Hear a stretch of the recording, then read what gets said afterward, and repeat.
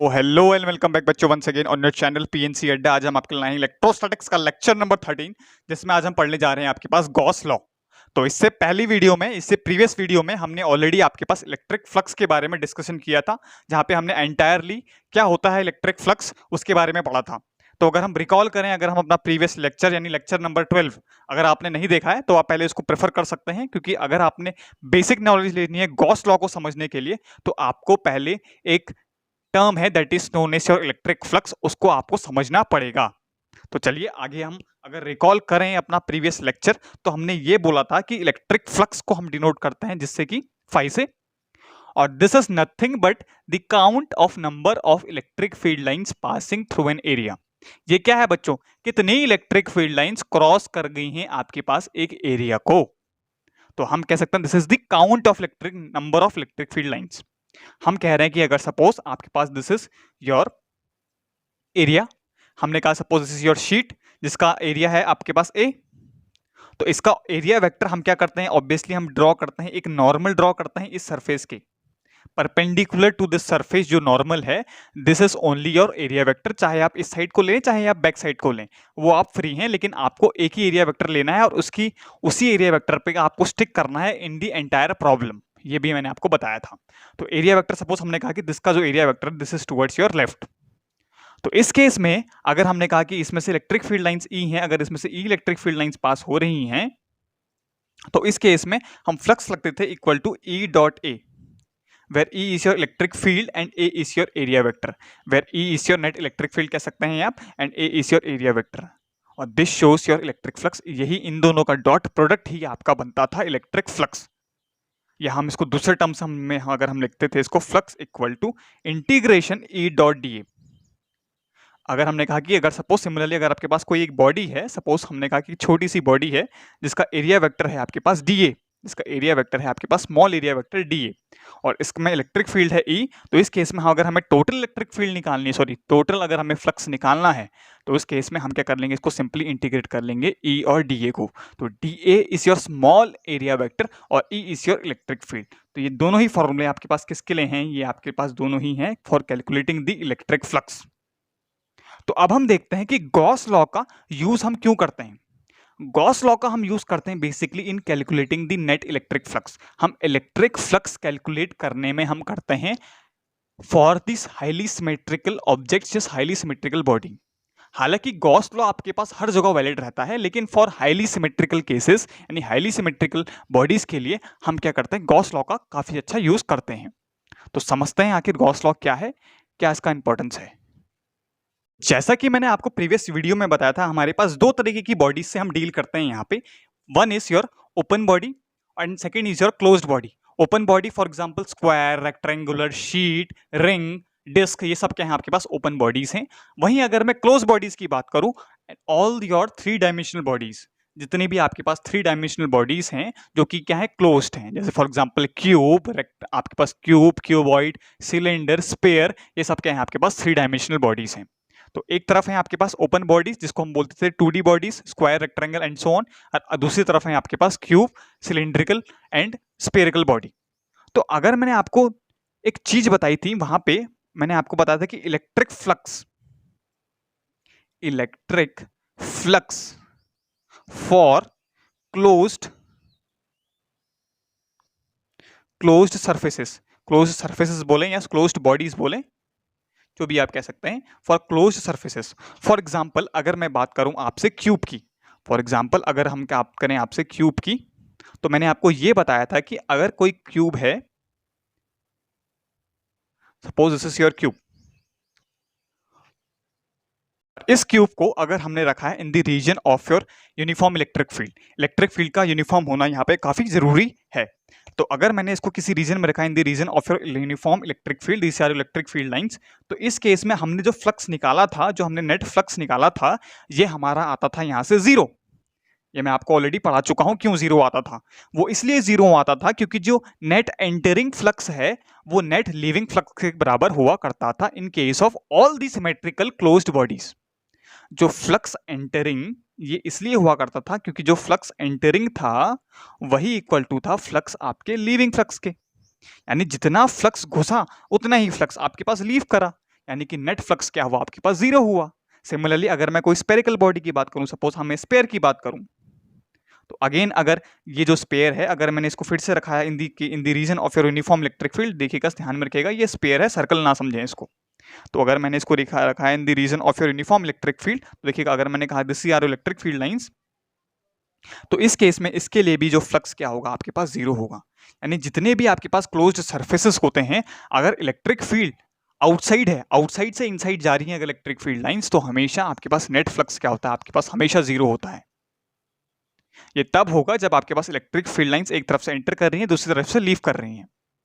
लेकिन अगर मैं यही स्पेयर में अगर मैं कोई दूसरा सिनेरियो लें, सपोज आपके पास यही आपके पास स्पेयर है और इस बार मैंने क्यू चार्ज इसके अंदर रखा हुआ है, तो इस केस में जो इलेक्ट्रिक फील्ड लाइंस होंगी वो कुछ इस तरीके से निकलेंगी। ये आपको मैंने ऑलरेडी बताया है कि electric field lines from a positive charge ये आपके पास कुछ इस तरीके से होती हैं, enters from the positive charge and terminates to the infinity, तो कुछ इस तरीके से निकलती हैं। तो इस केस में आपके पास नेट फ्लक्स जीरो नहीं होगा बच्चों, इस केस में आपके पास नेट फ्लक्स जीरो नहीं हुआ करता था, क्योंकि इस केस में आपके पास फ्लक्स क्या कर रहा है, सिर्फ क्या कर रहा है, ये आपके को लीव कर रहा है, इस बॉडी से बाहर निकल रहा है। तो इस केस में नेट फ्लक्स आप जीरो नहीं कह सकते हैं। ये तभी होगा जब एंटरिंग एक तरफ से अगर इलेक्ट्रिक फील्ड लाइंस एंटर कर रही हैं, दूसरी तरफ से अगर इलेक्ट्रिक फील्ड लाइंस लीव कर रही हैं, तो उसी केस में आपके पास नेट फ्लक्स क्या हुआ करता था, जीरो हुआ था। यानी कि अगर हम कहीं इलेक्ट्रिक फील्ड भी कॉन्स्टेंट हो और entering electric field is equal to the leaving electric field, तो उस केस में भी नेट फ्लक्स आपके पास क्या हुआ करता था, जीरो हुआ करता था। लेकिन अगर कोई चार्ज अंदर रखा है बॉडी के, तो उस केस में आपके पास नेट फ्लक्स जीरो नहीं होगा। सिमिलरली अगर मैं क्यूब की बात करूं, अगर मैं इसी चार्ज को अगर मैं क्यूब के अंदर के रख दूं, तो इस केस में भी आपके पास नेट फ्लक्स जो है this would not again equal to zero, अगर अंदर रखा है, क्योंकि इलेक्ट्रिक फ्लक्स जो लाइंस हैं वो कुछ इस तरीके से निकलेंगे क्यूब के हर फेसेस से बाहर। देखिएगा अब ये जो नेट फ्लक्स है जो कि जो नेट इलेक्ट्रिक फील्ड लाइंस है जो कि निकल रही है इस क्यू चार्ज से, ये कुछ ना कुछ वैल्यू तो होगी।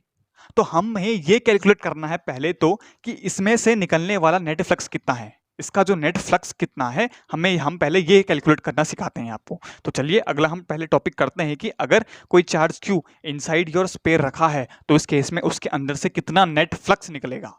तो what is the net flux, तो इसको मैं इरेज करता हूं। तो अगर मैं बात करूं आपसे electric flux passing through a sphere when a charge q is placed inside that of sphere, inside the sphere अगर आपके पास q चार्ज रखा हुआ है, तो उस केस में आपके पास नेट फ्लक्स कितना होगा वो हमें कैलकुलेट करना है। तो हमने कहा दिस इज योर स्पेयर, ये आपके पास एक स्पेयर है, देखिएगा ये आपके पास स्पेयर है जिसका रेडियस आपके पास r है, और q चार्ज हमने आपके पास q चार्ज इसके अंदर प्लेस किया हुआ है। तो ऑब्वियसली अगर मैंने इसके अंदर q चार्ज प्लेस किया हुआ है, तो इसमें से इलेक्ट्रिक फील्ड लाइंस कुछ इस तरीके से निकलेंगी, कुछ इस तरीके से, These are your electric field lines। ये तो हमें कैलकुलेट करना है बच्चों नेट फ्लक्स। तो अगर मैं नेट फ्लक्स की बात करूं तो कितना होगा, तो उसके लिए सबसे पहले मुझे चाहिएगा एरिया वेक्टर, और area vector for a 3 dimensional body, sphere है तो 3D बॉडी है, 3 डायमेंशनल बॉडी है, तो हमेशा area vector for a 3 dimensional body that is always outside, हमेशा बाहर की तरफ को होता है। ये भी मैंने आपको बता चुका हूं अपनी प्रीवियस वीडियो में। तो जो भी इसका एरिया वेक्टर होगा that would B tangentially outward, यानी हम एक नॉर्मल बनाएंगे आउटवर्ड की तरफ को, सॉरी टेंजेंशियली कहना गलत होगा, नॉर्मल कहना सही है। तो अगर मैं एक नॉर्मल बनाऊं इन द आउटवर्ड डायरेक्शन जो कि क्या है परपेंडिकुलर होगा, तो this is your area vector, या क्या है आपके पास एरिया वेक्टर है। और इसकी खास बात क्या होगी इस एरिया वेक्टर की, this would pass from the centre, हमेशा कोई भी अगर आप नॉर्मल ड्रॉ करते हैं आउटसाइड टू द स्पेयर हमेशा पास करेगा बच्चों, वो हमेशा सेंटर से ही पास करेगा। This is the property of a sphere. तो अगर मैं इसके कारण अगर मैं इलेक्ट्रिक फील्ड लिखूं इस पॉइंट इस क्यू चार्ज के कारण अगर मैं इलेक्ट्रिक फील्ड लिखूं, तो ये कितना होगा बच्चों आपके पास, this would be equal to 1/4 pi epsilon not q times of r square, यानी आर इसका क्या है, आर जो डिस्टेंस है इस पॉइंट पे कितना इलेक्ट्रिक फील्ड है, यानी इसके जो आउटर सरफेस यानी इसके पेरीफेरी में कितना इलेक्ट्रिक फील्ड है वो मैं आपको ये बता रहा हूं। तो अगर मैं यहाँ पे फ्लक्स की बात करूं तो फ्लक्स को हम लिखते हैं किस तरीके से बच्चों, फ्लक्स इक्वल टू, अगर मैं टोटल फ्लक्स की बात करूं तो integration E dot D S, integration E dot ds।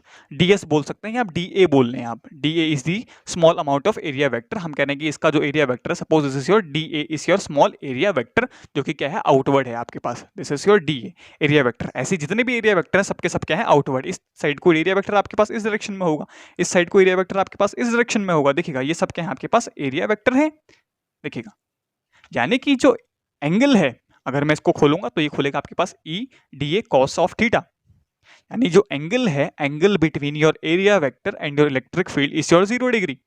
यानी कि अगर मैं एंगल की बात करूं तो इसका मतलब है angle between your area vector D A and electric field. हर जगह पे क्या है, देखिएगा बच्चा, हर जगह पे अगर आप देखें तो हमेशा 0 डिग्री बन रहा है। तो एस 0 डिग्री, यानी थीटा क्या है आपके पास, 0 है। तो अगर मैं सिंपली यहाँ पे इसको प्लेस करूं तो ये क्या बन जाएगा आपके पास, integration E D A cos of 0 and cos 0 is again your 1। तो हमें मिल जाएगा यहाँ से flux equal to integration E into D A.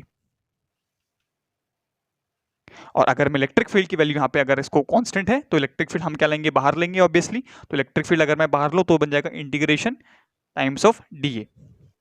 और इलेक्ट्रिक फील्ड की वैल्यू हमने ऑलरेडी आपको बताई है, कितनी है आपके पास, this is nothing but your 1/4 pi epsilon not q over r square.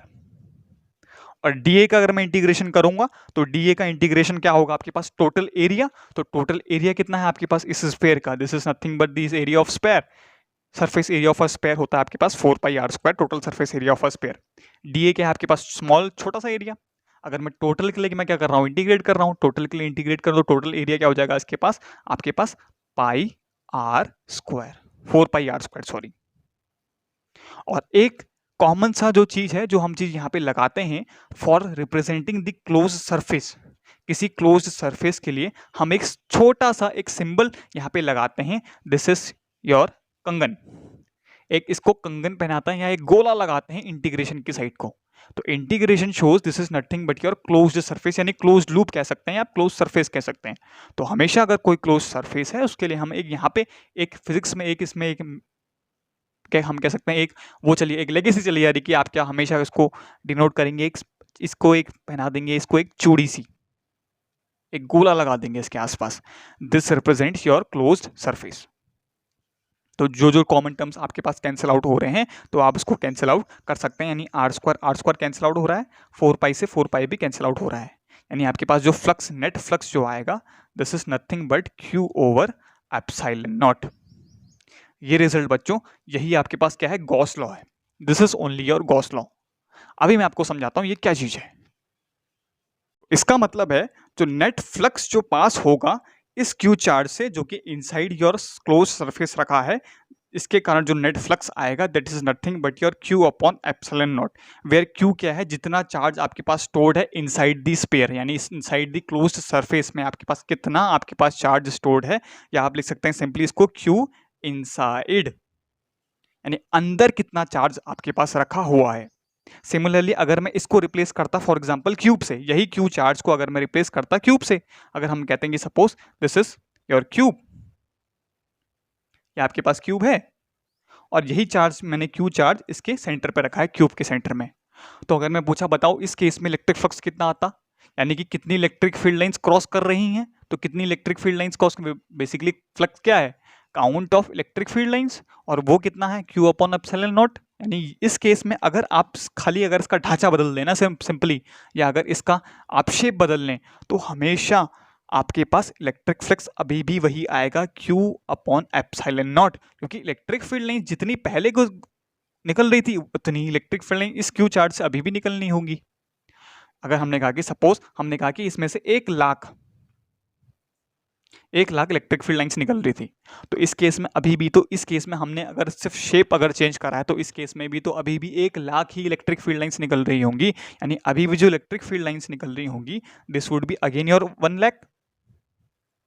ठीक है ना बच्चों, तो जितनी इलेक्ट्रिक फील्ड लाइंस पहले थी उतनी इलेक्ट्रिक लाइंस अभी भी निकलेंगी, जितनी पहले इसमें से निकल रही थी उतनी अभी भी निकल रही, लेकिन बात क्या है, सिर्फ शेप डिफरेंस किसका, आपके पास शेप का है।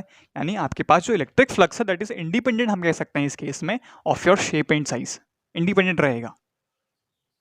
ठीक है, तो इसका मतलब है हमेशा फॉर अ क्लोज्ड सरफेस जो नेट फ्लक्स है that would be equal to the Q inside charge. यहाँ पे ये बात ध्यान में रखनी है कि जो चार्ज है आपके पास, this is your inside charge, इस बॉडी के अंदर कितना चार्ज रखा हुआ है अपॉन एप्सिलॉन नॉट, और यही है आपके पास गॉस लॉ। अब अगर हम स्टेटमेंट में जाएंगे गॉस लॉ का इसके बाद, तो उसमें हम इसको डिटेल में और चर्चा करेंगे कि गॉस लॉ का स्टेटमेंट क्या है। तो गॉस लॉ आपके पास पहली चीज़ तो वैलिड हमेशा हर जगह हर किसी प्राणी के लिए ये वैलिड है, पहली बात तो गॉस लॉ। लेकिन फॉर हाईली सिमेट्रिक केसेस के लिए हम अप्लाई करते हैं गॉस लॉ, क्योंकि हमें उसी के लिए सुविधा होती है गॉस लॉ लगाने के लिए।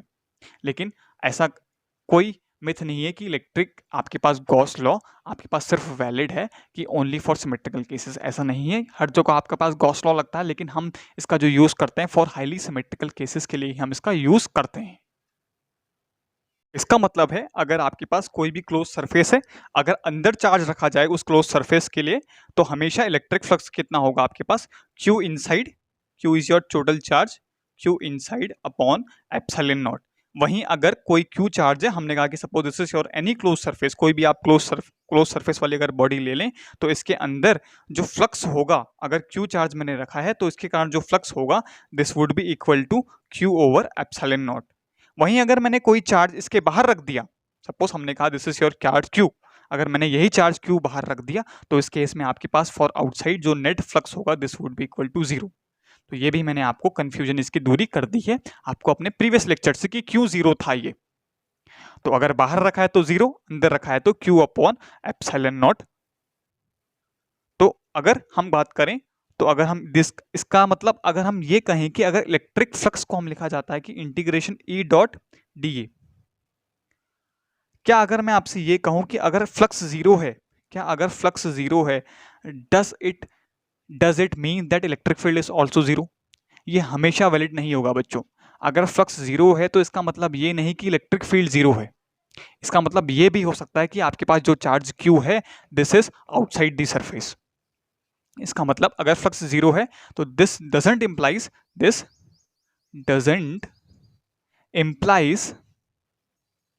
दैट ई 0 होगा, ये कहीं नहीं कहता, क्योंकि हो सकता है इसके कारण जो जो आपके पास चार्ज है ये क्या हो, आपके पास बॉडी के बाहर भी रखा हो। तो अगर बाहर रखा होगा चार्ज तो इस केस में एंटरिंग फ्लक्स लीविंग फ्लक्स के बराबर होगा, तो जिसके कारण आपके पास नेट फ्लक्स क्या हुआ करता था, आपके पास 0 हुआ करता है। तो इसी पूरे डिस्कशन का जो आउटपुट है, जो मेन की सोर्स है, वही क्या है आपके पास गॉस का नियम है, यही एक क्या है लॉ है।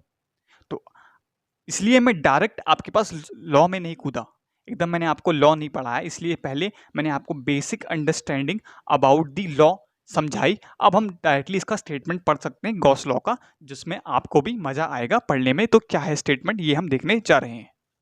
गॉस लॉ की बात करें तो अगर हम कह रहे हैं सपोज आपके पास कुछ चार्जेस हैं Q1, Q2, Q3 and so on, and number of charges हैं आपके पास रखे हुए हैं एंड Qn, और अगर हम क्या मान लें, इसे एक इमेजिनरी सरफेस मान लें, इसके चारों तरफ एक इमेजिनरी सरफेस अगर हम अपने तरफ से हाइपोथेटिकली अगर मान लें, suppose this is your imaginary surface, और इस इमेजिनरी सरफेस को बच्चों कहा जाता है आपके पास गॉसियन सरफेस।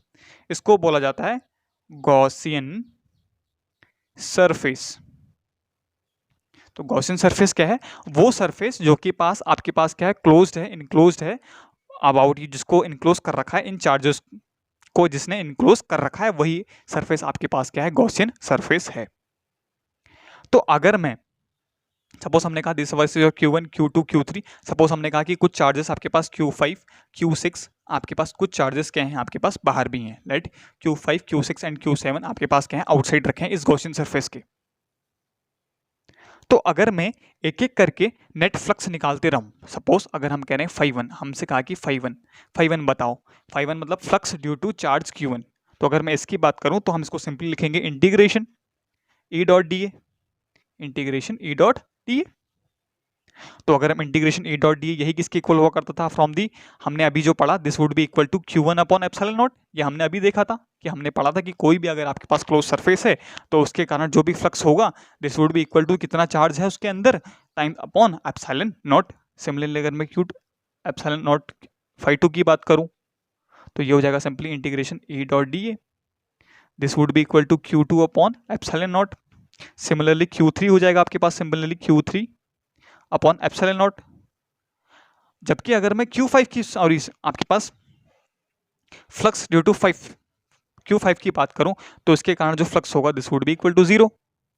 वहीं अगर मैं 5 ड्यू टू 7 की बात करूं तो इसके कारण भी फ्लक्स क्या होगा आपके पास 0 होगा। यानी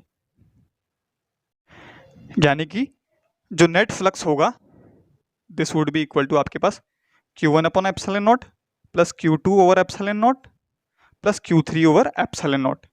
जबकि Q5 और Q7 के कारण आपके पास फ्लक्स क्या था बच्चों, this would be equal to 0, ये 0 0 था।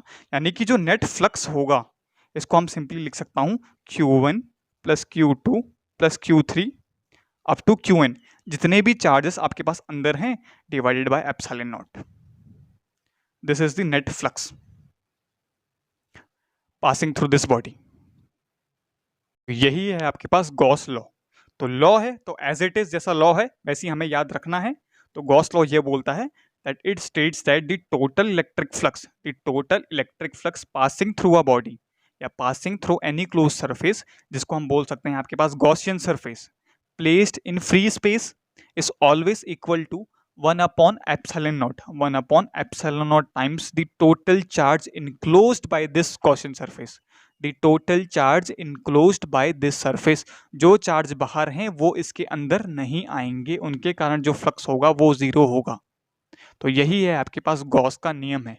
तो नियम है तो नियम का कोई बेसिक प्रूफ तो होता नहीं है, लेकिन मैंने आपको समझाने के लिए 2 इलस्ट्रेशन इसमें लिए थे। तो एज इट इज जैसा नियम है वैसे ही हमें इसको याद रखना पड़ता है। तो ये था आपके पास गॉस लॉ। अच्छा, कुछ और इंपॉर्टेंट बातें जो मैं आने आपको समझानी है इसके थ्रू तो दिखेगा। तो हमने ये देखा जो नेट फ्लक्स था आपके कारण, जो हमने देखा था नेट फ्लक्स यानी phi this is equal to the Q inside upon epsilon not.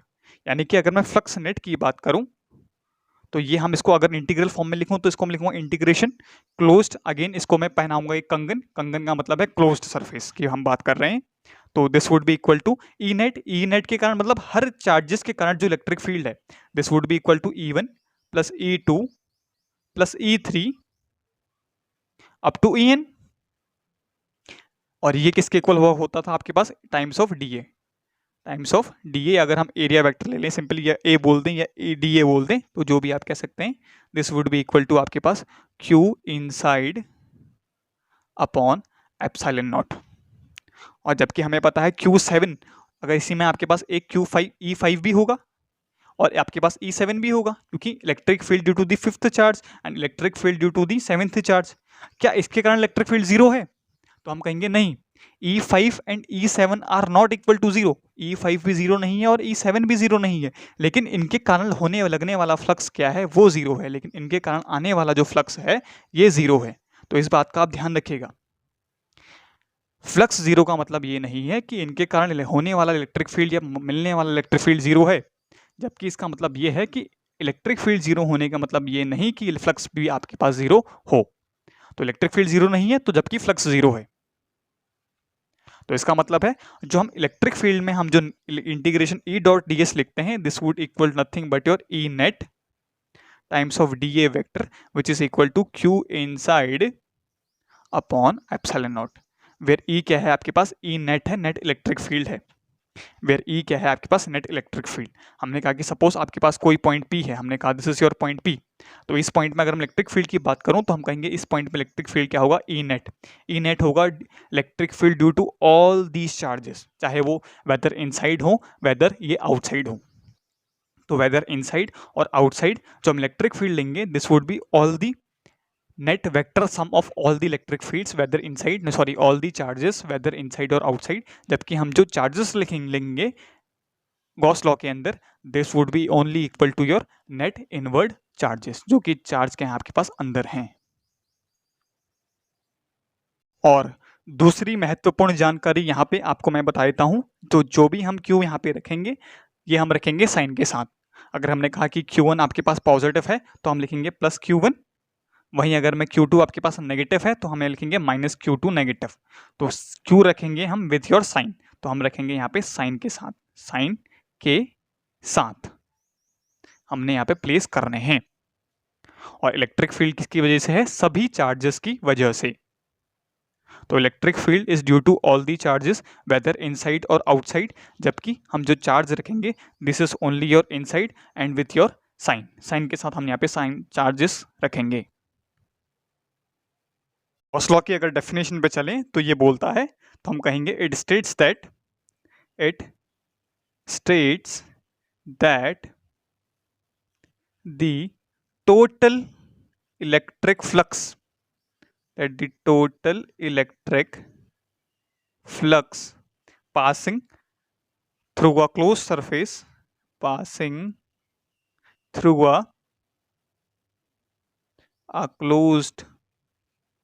surface is equal to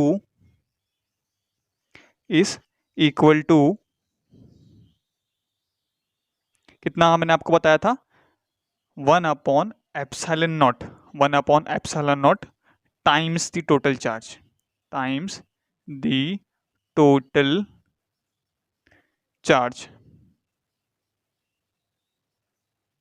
enclosed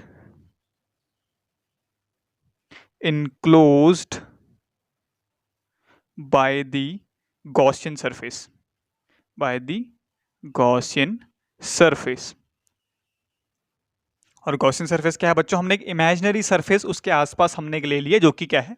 closed है, तो उसी को हम बोलते हैं गॉसियन सरफेस। तो इसका मतलब है फ्लक्स जो हम लिखेंगे, फ्लक्स जो टोटल फ्लक्स है फाई ई, ये सिंपली क्या होगा आपके पास? 1/epsilon naught times of total charge inside, या हम कह सकते हैं Q inside upon epsilon not. तो दिस इज योर गॉस का नियम यानी गॉस लॉ। कई जगहों पे अगर हमें इलेक्ट्रिक फ्लक्स कैलकुलेट करना है तो direct E dot D S ना लगा के हम सिंपली यूज करते हैं आपके पास गॉस का law. Gauss law is used sometimes for highly symmetrical and क्या हम कह सकते हैं आपके पास यूनिफॉर्म बॉडी जहां पे इलेक्ट्रिक फील्ड के आपके पास कांस्टेंट है, तो हम उस केस में आपके पास यूज करते हैं नेट फ्लक्स कैलकुलेट करने में गॉस का नियम। चलिए अब हम कुछ हाईली सिमेट्रिकल ऑब्जेक्ट्स या बॉडीज के लिए with the help of Gauss law हम कैलकुलेट करते हैं नेट फ्लक्स। लिए हम करते हैं अपना पहला, देखिएगा मैंने आपको एक स्फीयर दे रखा, सपोज हमने कहा ये हेमिस्फीयर है जो कि नीचे की साइड से ओपन है, तो नीचे की साइड से खुला है। चलो हम पहले लेते हैं क्लोज्ड हेमिस्फीयर। पहला हम केस ले लेते हैं फॉर योर क्लोज्ड हेमिस्फीयर, नीचे की साइड क्या है? ये क्लोज्ड है और हमने एक क्यू चार्ज रखा है जो कि क्या है? इसके बाहर है, ठीक है। और अगला हेमिस्फीयर हमने कुछ इस तरीके से रखा है कि आपके पास जो ये दूसरा हेमिस्फीयर है इस केस में आपके पास चार्ज इसके अंदर है क्यू, और थर्ड हमने लिया है आपके पास एक हॉलो हेमिस्फीयर जो कि अंदर से क्या है? खाली है, यानी खोखला है या हॉलो कह सकते हैं आप।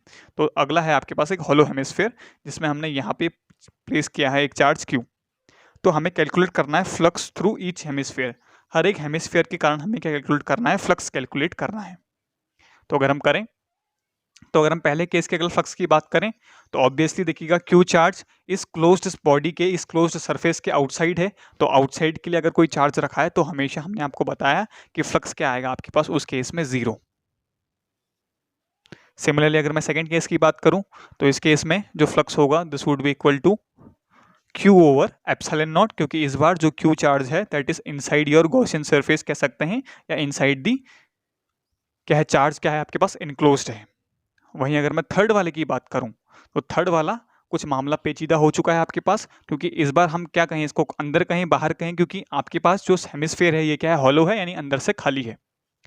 तो इस केस में हमें इसमें एक हाईली सिमेट्री बनानी पड़ती है बच्चों अपने अकॉर्डिंग। तो इस केस में हमें क्या करना पड़ता है? इस क्यू चार्ज को इनक्लोज करना पड़ता है, यानी इस जो क्यू चार्ज है इसको हमें क्लोज करना पड़ता है विथ योर सिमेट्री।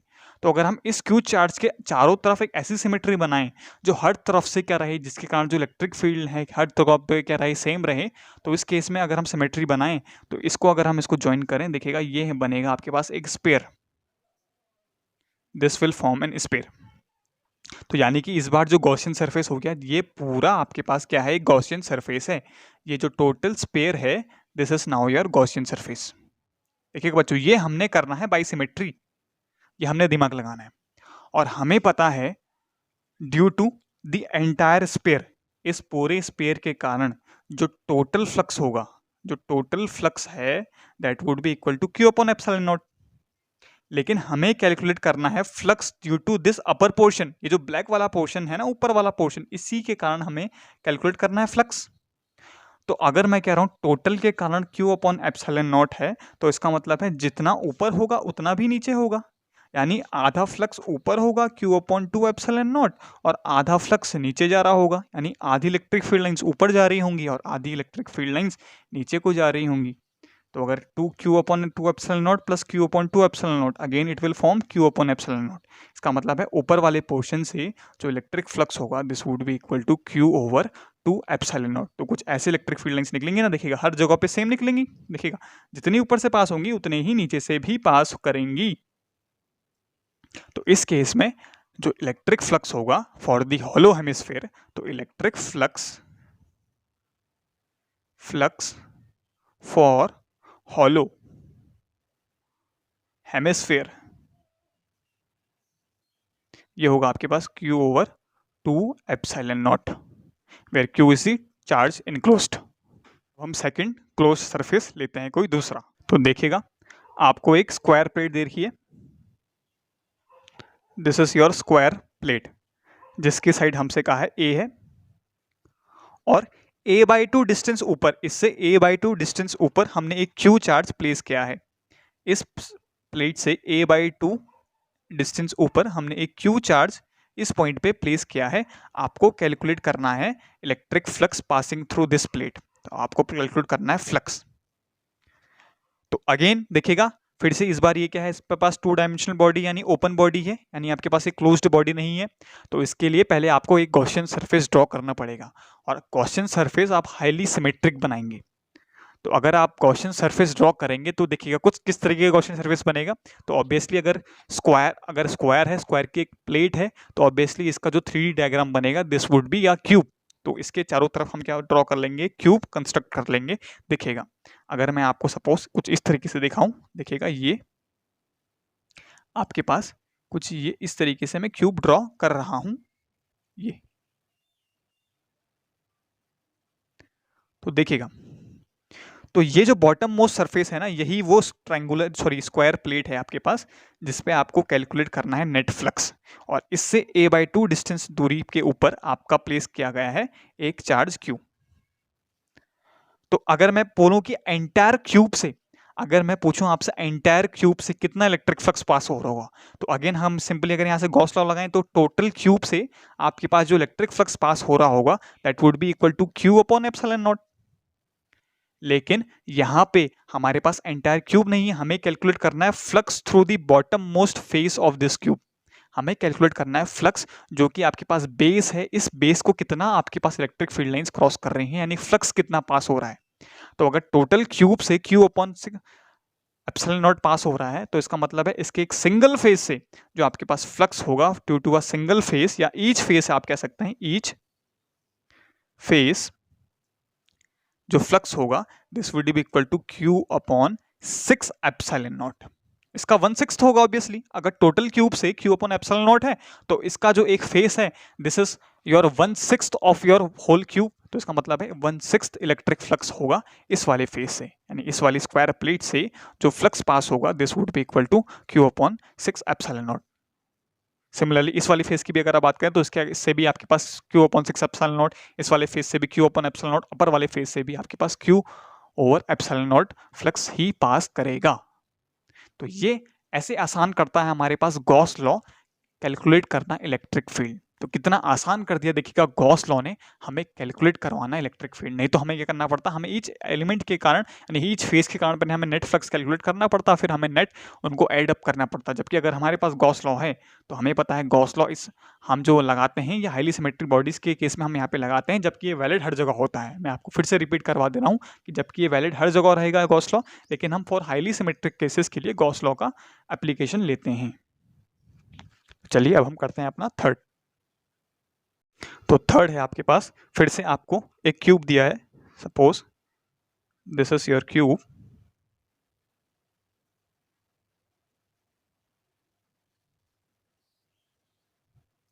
तो अगेन आपको एक क्यूब दे रखा है जिसके एक कोने में आपके पास जो चार्ज है, this is your Q charge, आपके पास प्लेस किया गया है। अगेन आपको इस वाले के बॉटम मोस्ट फेस पे से आपको कैलकुलेट करना नेट फ्लक्स कितना पास हो रहा है, जिसकी जो साइड है this is your A is the edge side of side length of your cube.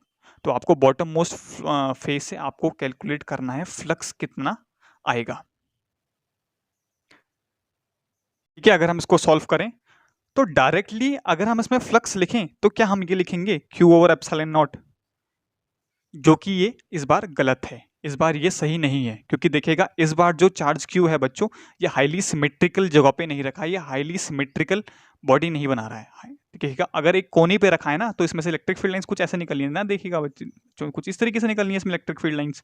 देखिएगा तो ये हाईली सिमेट्रिक नहीं है, इलेक्ट्रिक फील्ड लाइन सिमेट्रिक नहीं है हर जगह। किसी फेस से हो सकता है ज़्यादा इलेक्ट्रिक फील्ड लाइंस निकल रही हो, किसी फेस से आपके पास कम इलेक्ट्रिक फील्ड लाइंस निकल रही हो। तो directly simply Q upon epsilon not कहना ये क्या होगा, सिंपली सरासर गलत होगा। तो इसके लिए हमें इसको समझना पड़ेगा, इसके लिए हमें फिर से एक इमेजिनरी सरफेस एक ड्रॉ करना पड़ेगा। तो अगर मैं इसी क्यूब को लूँ, तो अगर मैं इसी क्यूब को सपोज हम कह रहे हैं इसके अगल आसपास, सपोज एक क्यूब में इस साइड को प्लेस कर दूं, इसके इस साइड को अगर मैं प्लेस करूं, सिमिलरली एक क्यूब इसके ऊपर प्लेस कर दूं, सपोज एक क्यूब हमने इसके ऊपर रखा, ये कुछ इस तरीके से ये प्लेस किया, एक क्यूब हमने यहाँ पे रखा इसके इधर साइड को, देखिएगा हमने इसको चारों तरफ क्यूब से ढक दिया। तो ऐसे कितने क्यूब होंगे जो इस वाले कोने को ढक रहे होंगे, देखिएगा 4 पीछे 4 आगे, टोटल क्यूब्स आपको इसको जो इनक्लोज करेंगे इस वाले कोने को, there would be total 8 cubes. देखें अगर मैं आपको समझाऊं तो आप एक बड़ा क्यूब बना लें, देखिएगा बच्चों अगर हम एक बड़ा सा क्यूब ले लें, देखिएगा दिस इज योर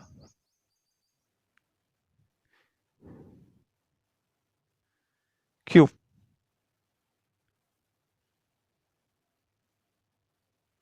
ये आपके पास एक बड़ा सा क्यूब है और जिसकी जो हम ले दिस इज योर क्यूब, और इसमें से एक छोटा सा क्यूब का ये पोर्शन हमने लिया, दिस इज योर एक छोटा सा क्यूब, ये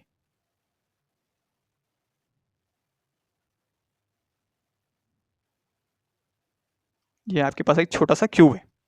तो इसके कॉर्नर पे हमने ये क्यू चार्ज प्लेस किया है जिसकी जो साइड है दिस इज योर ए। तो जैसे कि एक क्यूब आपके पास यहाँ पे आया तो एक क्यूब आपके पास यहाँ पे फिर से एक क्यूब आ सकता है, एक क्यूब इसके ऊपर, एक क्यूब इसके बगल में, एक क्यूब इसके आगे, एक क्यूब इसके आगे, एक क्यूब इसके ऊपर, इसके एक क्यूब इसके ऊपर। तो ऐसी ये जो कॉर्नर है, आप कोई भी एक कॉर्नर ले लें, वो सराउंडेड होगा आपके पास टोटल 8 क्यूब से। तो 4 तो देखिएगा बॉटम मोस्ट इस बड़े क्यूब की अगर मैं बॉटम मोस्ट फेस की बात करूं तो बॉटम मोस्ट फेस में आपके पास टोटल जो क्यूब्स होंगे ये 4 क्यूब्स फिट हो जाएंगे यहाँ पे। देखिएगा एक क्यूब ये आया आपके पास, एक क्यूब आपका सिमिलरली यहाँ पे अरेंज हो जाएगा, एक क्यूब आएगा यहाँ पे बॉटम मोस्ट में और एक आएगा इस वाले पे। तो इसका मतलब है जो बॉटम मोस्ट फेस है, जो बड़े वाला क्यूब है, इसकी जो साइड होगी this would be equal to 2a, क्योंकि ए अगर एक क्यूब यहाँ पे आया है तो एक क्यूब यहाँ पे आया होगा, तो ए और ए वुड बी और 2a, तो 2a यानी एक फेस आपका कवर करेगा आपके पास 4 क्यूब्स। मैं total flux due to the बड़ा क्यूब, अगर मैं बड़े वाले क्यूब के कारण जो टोटल फ्लक्स निकालूं तो उसको मैं सपोज हम कह रहे हैं this is your phi t is the total flux through the bigger cube, इसकी साइड क्या है आपके पास 2a। तो इसके कारण जो फ्लक्स होगा this would be again from the Gauss law Q upon epsilon not, ये आप होगा फ्रॉम द गॉस लॉ। लेकिन हमें ये पता है कि जो एक फेस है, एक जो फेस है उसके अंदर आपके पास 4 क्यूब्स हैं, एक फेसेस के अंदर आपके पास 4 क्यूब्स हैं। तो एक तो ये तो है आपके पास total flux due to 2a side cube. तो अगर मैं इस बड़े वाले क्यूब के अगर एक फेस की बात करूं तो एक फेस से कितना फ्लक्स पास हो रहा होगा, this would be equal to Q over 6 epsilon not, Q upon 6 epsilon not, क्योंकि अगर total Q upon epsilon not है तो एक फेस से होगा इसका 1/6 फ्लक्स पास हो रहा होगा, और 1/6 में भी अगर एक फेस से, जो इसका मतलब है ये जो आपके पास बड़ा फेस है, ये वाला जो फेस है, इससे एंटायर जो फ्लक्स है this is equal to Q over 6 epsilon not. लेकिन इस फेस का भी मैंने एक स्मॉल पोर्शन लेना है, यानी इसका भी मैंने 1/4 पोर्शन लेना है, क्योंकि हमारे पास जो क्यूब है this is your 1/4 of this base cube. तो इसका भी हम क्या करेंगे 1/4 करेंगे। तो इसका मतलब है जो स्मॉलेस्ट क्यूब होगा आपके पास, जो स्मॉलेस्ट क्यूब होगा का फ्लक्स होगा, इसका भी क्या होगा, स्मॉलेस्ट जो क्यू होगा इसका भी क्या होगा, 1/4 होगा, यानी Q/6 एप्सिलॉन नॉट का भी 1/4 होगा, यानी जो नेट फ्लक्स होगा this would be equal to Q/24 epsilon not. तो इतना इलेक्ट्रिक फील्ड लाइन से कह सकते हैं या इलेक्ट्रिक फ्लक्स आपका पास होगा from the cube, smallest cube. तो अगर किसी कोने पे रखा है तो इतना इलेक्ट्रिक फ्लक्स पास होगा, और ये हम तभी कर पाएंगे जब हमें हाईली सिमेट्रिक बॉडी बनानी आएगी। तो ये आपको अपने माइंड से करना है। अब अगर अपने आप कमरे का ही रूम ले लें तो उससे भी आप इमेजिन कर सकते हैं इसको सिंपली। ये थे कुछ basics illustration about your Gauss law. तो कैसे हम गॉस लॉ की हेल्प से इलेक्ट्रिक फ्लक्स इजीली कैलकुलेट कर सकते हैं। तो ये था आपके पास अबाउट योर गॉस लॉ। और अगर हम बात करें गॉस लॉ में, तो हम ये एक स्टेटमेंट काफ़ी ज़्यादा कॉमन या यूज में आता है, द गॉस लॉ या Gauss theorem is complementary to the Coulomb's law. Gauss law क्या है, कॉम्प्लीमेंट्री है Coulomb's law. With the help of Gauss law you can also prove Coulomb's law. Actual जो definition है Coulomb's law की, जो law है coulombs का, वो एक्चुअली जो प्रूव होता है this is from the Gauss law. अगर कोई अच्छी करकता आपको अगर आप प्रेफर करेंगे तो उसमें सबसे पहले गॉस लॉ पढ़ाया जाता है, उसके बाद फिर कुलम्स लॉ पढ़ाया जाता है। लेकिन एक सीक्वेंस मेंटेन करने के लिए क्लास 12th में हम सिंपली स्टार्ट करते हैं आपके पास कुलम्स लॉ से। लेकिन एक्चुअल में गॉस लॉ ही क्या है, पेरेंट है आपके पास फॉर द कुलम्स लॉ। तो गॉस लॉ से ही आप प्रूफ करते हैं कुलम्स लॉ। तो अगर हम प्रूफ कर, अगर अक्सर क्वेश्चन बोर्ड्स का फेवरेट क्वेश्चन है कि proof the Coulomb's law with the help of your Gauss law.